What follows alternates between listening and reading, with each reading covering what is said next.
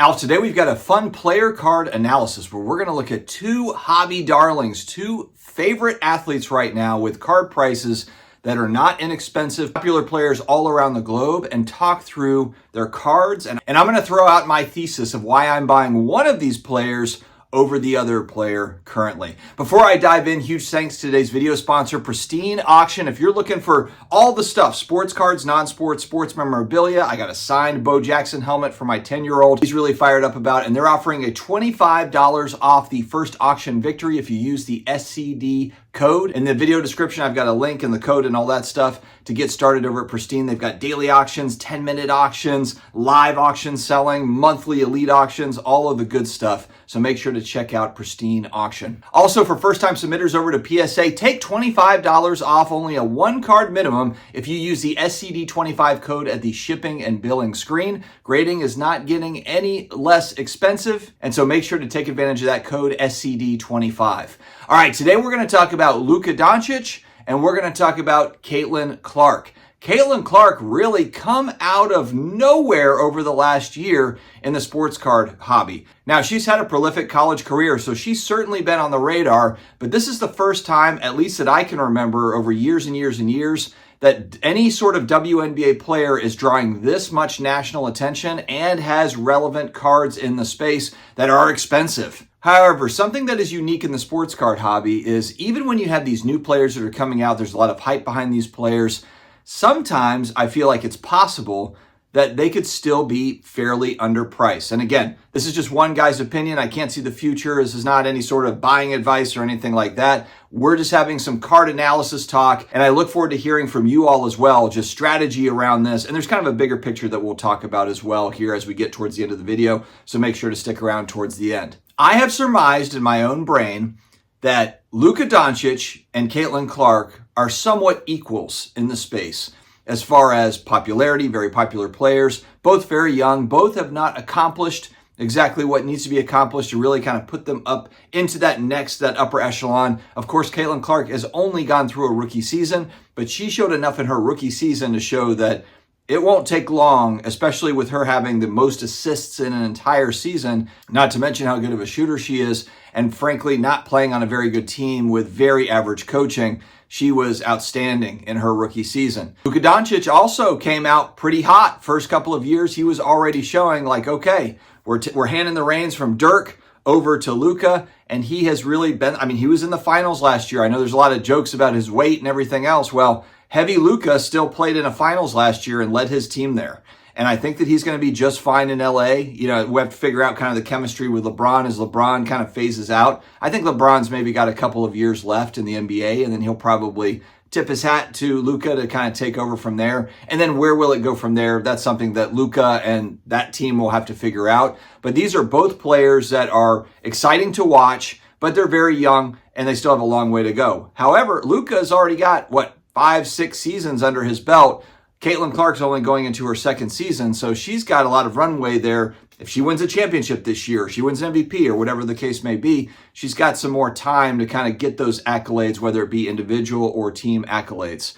But Prism products, man, when you look at 2018 Prism, that is an expensive set. A lot of great rookies came out of that set, but Luka, of course, is the highlight there. There's some absolutely massive cards that have come out of that set. When you think of the gold Prisms for Luka, the gold Prism rookie card, you think of the black finite that still has not been found. There's a lot out there for that 2018 Prism set. I think when we look at Luka's pricing, the thing that is a little bit tricky is Luka came out and his pricing was very reasonable. He was a player that I actually got into and bought cards in 2019 when I got into the hobby. Pandemic pricing really makes this hard to make comparisons because when I look at Luka's pricing, how much of it is the massive pandemic pricing that shot everything up, and then yes, it has come back down. How many holders maybe they've paid more than what the current price is, and so they're maybe holding on, or they've got kind of an elevated price, a bin for that particular card.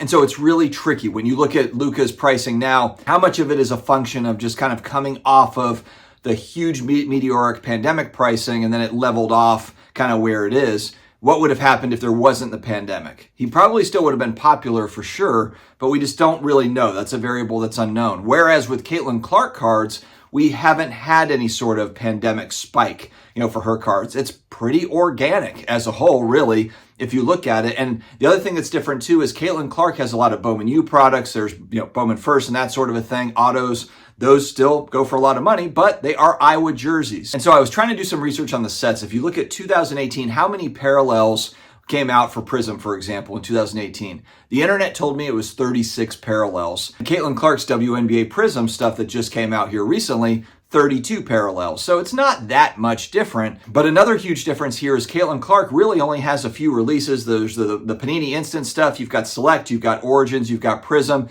Will there be Flawless? Will there be National Treasures Caitlin Clark stuff? I imagine there probably will be. I think that would be a huge miss if Panini that got the license, if they weren't able to put those sets out. I just assume that will come. But I guess if I'm thinking on it, is there really going to realistically be as much WNBA product that comes out for rookie product for Caitlin Clark here versus what came out in 2018 for men's basketball, where there was, how many different sets came out? 25, 30 sets, maybe more, and maybe the chat can help me out there. So I guess my point is just the amount of different base rookies for Luka Doncic. I assume that it far exceeds Caitlin Clark. Again, we don't know how Panini's going to do this. Maybe there will be more and more sets. I know that, they had like the Caitlin Clark premium collection and different things. So who knows kind of how that goes. But my assumption here is that Luka will end up having more variation of cards, just more base cards than Caitlin has. Now, one of my favorite Luka Doncic cards ever, and there's even a painting up here of it to show how much I love the card. I just like the color match and everything. It is the True Blue 199 Prism card from 2018. It's a card that I would love to have. They're sitting on eBay now. There's a couple of them. One's at like, $5,000, one's at $6,500. I think there's one at $9,500 at BGS 9.5. And it's kind of one of those cards where it's always just felt like way out of reach. Now, as Luka's career has progressed, a big part of this will be, can he get over the hump? Can he win a title? How is he going to be for the Lakers? What sort of team is going to be around him? Is he going to have kind of that storied Lakers career? Or is he going to kind of have an average-ish career and the Lakers never really get over the hump? His legacy story is still to be told. I've always been a fan of those True Blue cards. And so last night, I bought a Caitlin Clark True Blue Prism rookie card, and she's got two variations. So she's got she's got kind of the shooting one where she's about to take a shot, and then she's got kind of where she's standing there as a variation, just kind of more of like a rookie photo, type thing. And I bought one of each, and they're each numbered out of 199. Now, once you start getting kind of in lower numbers, it starts to get a lot more expensive. I found that as kind of a nice price point for me, to be able to get in. And I also kind of just like, it's a sort of a color match. I also did buy one of the fractal Prism inserts because she's like kind of doing her patented like yell after hitting a shot. And I was just looking at the photograph, and then you're looking at kind of the cool, I thought the insert was pretty cool. I got the one that's numbered out of 49. So I'm trying to add these. I also have select rookies for her, different ones, numbered cards. I've got a silver select courtside for Caitlin Clark. And one thing I was thinking here is if the Prism products come out and there's a lot of energy and kind of effort put into Prism, if there's some sort of a drop in price on the select stuff, then I would buy more of the select singles, because the select is fairly limited print. If you really compare across, especially the men's sports stuff, and then also the Prism. I was listening to Breakers open this, RGL, Run Good Life in particular, talking about just how limited the amount of cases that came out, whether it be first off the line or the regular hobby boxes.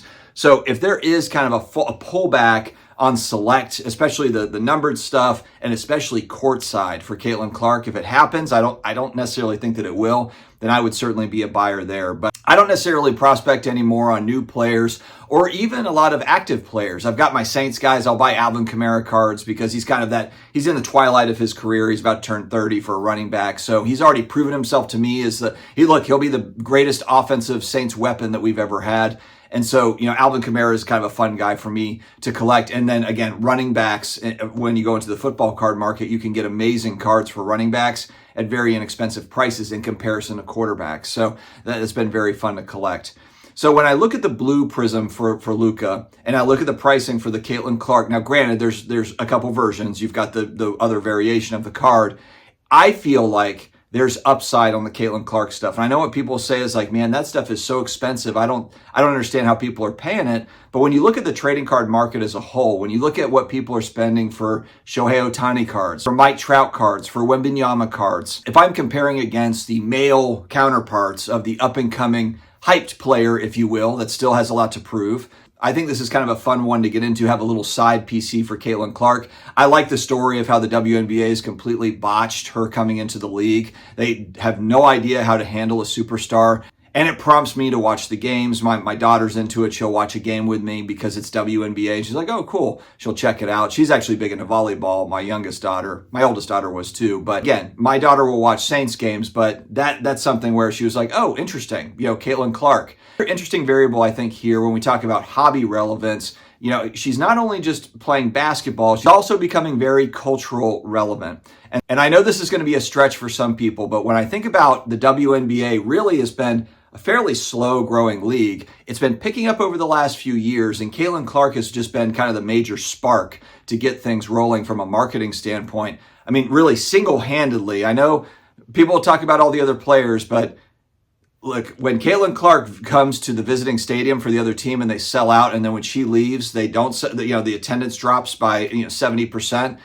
It's very clear who people are coming to watch. And it makes me kind of think about Michael Jordan 1984. I know a lot of people will say like, dude, whoa, hold your horses. You can't compare Caitlin Clark to Michael Jordan. I'm just talking about the effect that she's having on that league. And it's the same way that Michael Jordan, Larry Bird and Magic kind of got things rolling in the 80s. Look, if you watch documentaries on, late 70s, kind of that early 80s basketball, people were just not watching it on TV. These weren't even nationally televised. A lot of these were replays, the NBA. And even, that was even with Magic and Larry in the league. They got it kind of going. They got it started. Of course, you had Dr. J and some greats, but there was not any sort of real national attention on the NBA until you had, really, Michael Jordan came in and blew it open. David Stern, the new commissioner, came in and did a really nice job of focusing in on superstars. He got it. David Stern understood that, hey, look, we have got to put our superstars on a pedestal. This is something that the WNBA has been slow to learn, and they need to figure it out very quickly,